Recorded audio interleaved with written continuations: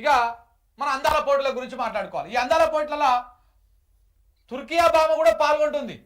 Turkiye దేశంకి వెళ్ళి Turkiye దేశం నుంచి 400 డ్రోన్లు పాకిస్తాన్కి ఇచ్చిర్రు. మరి వీళ్ళని చేయాలి కదా. ఇవన్నీ కూడా చూడండి మిత్రులారా, కేవలం ఒక డ్రామా ఇదంతా. ఈ డ్రామాను మనం పసిగట్టాల్సినటువంటి అవసరం ఉన్నది. దేశాన్ని ఇంకా మభ్య పెడదామని ఈ బీజేపీ కానీ లేకపోతే వీళ్ళు కానీ ప్రయత్నాలు చేస్తా ఉన్నారు. ఇలా మన దేశ ఆర్మీ, మన దేశ త్రివిధ దళాలు చాలా ఆత్మధైర్యంతో ఉన్నాయి. ముందుకు పోయి పాకిస్తాన్ చీల్చెండడానికి వాళ్ళ చేతులు కట్టేసినట్టుగా కనపడతా ఉంది. ఓ ఎన్ని మీటింగులు, అజిత్ దోవల్ పోయి అర్ధరాత్రి దాకా మీటింగ్ పెట్టుకున్నారు. ఓ అదైంది ఇదైందని ఎన్నో మాట్లాడారు. అన్ని ఉతకథనే అయిపోయింది. ఇప్పుడు పాకిస్తాన్ని కొట్టకుండా అసలు పాకిస్తాన్ శరణు వేడింది మరలా. ఇలా ఆ ఇద్దరు మహిళా అధికారులను పెట్టినప్పుడు దేశం గర్వించింది.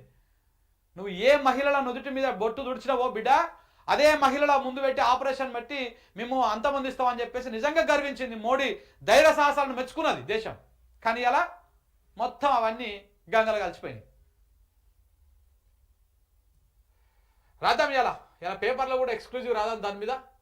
మనం ఆయన చెప్తుంటే చాలా మందికి మింగుడు వడలే. ఇది 100% రాజకీయమా ప్రతీకారమా ఏంటిది అని. ఇప్పటికైనా సమాజము అర్థం చేసుకోవాలి.